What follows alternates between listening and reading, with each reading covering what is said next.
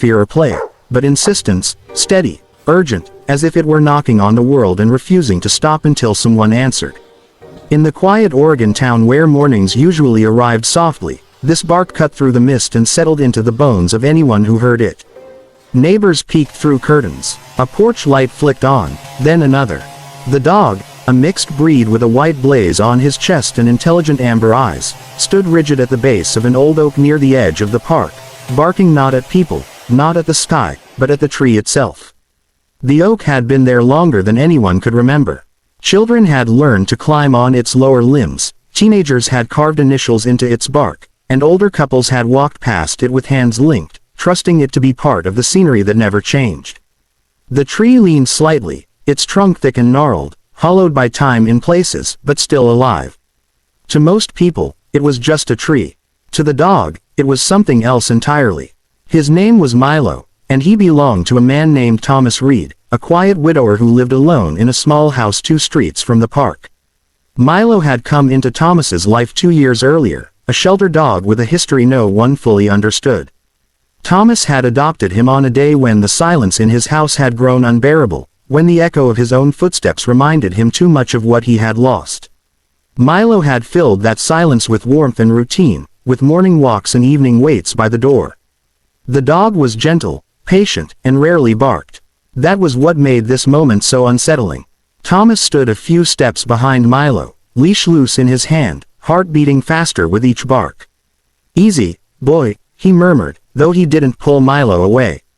There was something in the dog's posture, alert but not aggressive, focused in a way that felt purposeful. Milo's gaze never left the tree. He circled it, sniffed the ground, then returned to the same spot and barked again, louder now. A jogger slowed to a stop, earbuds dangling. "That dog okay?" she asked. "I don't know," Thomas said honestly. "He never does this." More people gathered as the minutes passed. Someone called animal control, worried the dog might be distressed. Someone else suggested there was a raccoon inside the trunk. A child tugged at his mother's sleeve and whispered that the tree was haunted.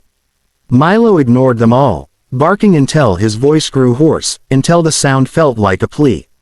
When the police arrived, the crowd parted instinctively. Officer Daniel Morales stepped out of the cruiser, scanning the scene with the practiced calm of someone used to sorting urgency from noise. He crouched near Milo, careful not to startle him, and listened, not just to the barking, but to the pauses between, the way the dog pressed his nose to a fissure in the bark and whined softly before resuming. Daniel had grown up with dogs, knew their language better than most. "This wasn't random. What's he doing?" Daniel asked Thomas. "Barking at the tree," Thomas said. "He won't stop." Daniel stood and studied the oak. The trunk bore scars, old lightning strikes and deep grooves. He noticed something else too, a faint odor, not strong, but wrong, drifting from the hollowed section near the base. He motioned to his partner and to the crowd. "Let's give him some space," he said. "And call the fire department. If there's an animal stuck, we'll need tools." As they waited, Milo's barking changed. It slowed, grew more desperate, punctuated by short, sharp whines. Thomas knelt beside him, resting a hand on the dog's back. "I'm here," he whispered, though he wasn't sure who the words were meant for. The fire truck arrived with a low rumble, lights flashing softly in the early morning haze. Firefighters assessed the tree, tapping the trunk, listening for hollowness. One of them frowned. "This isn't just a raccoon," he said quietly. "Something's off." They set up a perimeter and asked people to step back. The saw roared to life, its sound harsh against the stillness of the park. As the blade bit into the wood, Milo stopped barking. He stood perfectly still, ears forward, eyes locked on the widening cut. The crowd held its breath. When the first section fell away, a gasp rippled through the onlookers. Inside the hollowed trunk, wrapped in layers of tarp and old blankets, was a small, cramped space. And inside that space was a child. For a moment, no one moved. The world seemed to tilt, the ordinary morning replaced by something fragile and terrifying. Then training kicked in. Daniel rushed forward, calling for medics. A firefighter carefully cut away the remaining wood.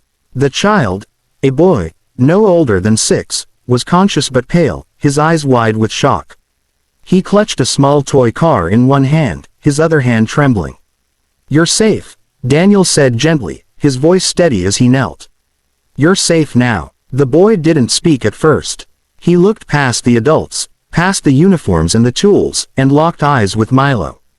The dog stepped forward, tail wagging slowly, carefully, as if approaching a skittish friend. The boy's lower lip quivered. He reached out, and Milo pressed his head into the small hand, letting out a soft, reassuring huff. Later, they would learn the boy's name was Eli. He had been reported missing 2 days earlier, taken by a man who had promised adventure and ice cream and then disappeared into the night. The man had panicked when the search began, hiding Eli in the hollow tree, convinced it would buy him time. It almost did. The man was caught hours later, not far from the park, but Eli had been left behind, alone in the dark, listening to the sounds of the world above him, waiting. At the hospital, Eli clung to Milo's fur as doctors examined him. He had scratches and bruises, dehydration, but he was alive. When asked how he'd survived, he said simply, "I talked to the tree. And I listened." He paused, then added, "And then the dog came." News spread quickly. Cameras arrived, microphones, headlines eager for a miracle. Thomas found himself overwhelmed by attention, by people calling Milo a hero and him a savior. He didn't feel like either. He felt grateful, humbled by the idea that a choice he'd made in a shelter 2 years ago had rippled outward in a way he could never have imagined. Eli's mother arrived later that day, her face streaked with tears, her gratitude too big for words. She knelt in front of Thomas, grasped his hands, and thanked him over and over. Thomas shook his head. "It was Milo," he said. He wouldn't stop. In the days that followed, the town changed in subtle ways. People lingered longer in the park, checking in on one another.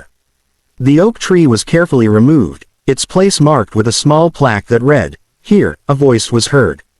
Here, a life was saved." Children left drawings and notes at the spot, pictures of dogs with capes, of trees with smiling faces. Thomas returned to his routines, but something inside him had shifted. The grief he carried for his wife didn't vanish, but it felt lighter, shared somehow with the world. He volunteered at the shelter where he'd found Milo, telling anyone who would listen about the quiet power of attention, about what happens when you choose kindness even when you're hurting. Eli recovered quickly. He began therapy, returned to school, learned to sleep through the night again. On his birthday that year, he asked for only one thing, to see Milo. Thomas brought the dog to the small backyard where a handful of balloons bobbed in the breeze. Eli ran to Milo and hugged him fiercely, burying his face in the familiar fur. "I knew you'd come," Eli whispered. As the sun dipped low and laughter filled the yard, Thomas watched the two of them and felt a warmth spread through his chest. He understood then that humanity's power often arrived quietly, disguised as patience, as loyalty, as a bark that refused to be ignored. It lived in the moments when someone listened, truly listened, and chose to act. The old oak was gone, but its legacy remained, in a boy's second chance, in a town reminded of its own capacity for care, and in a man who learned that love, once given, never truly leaves.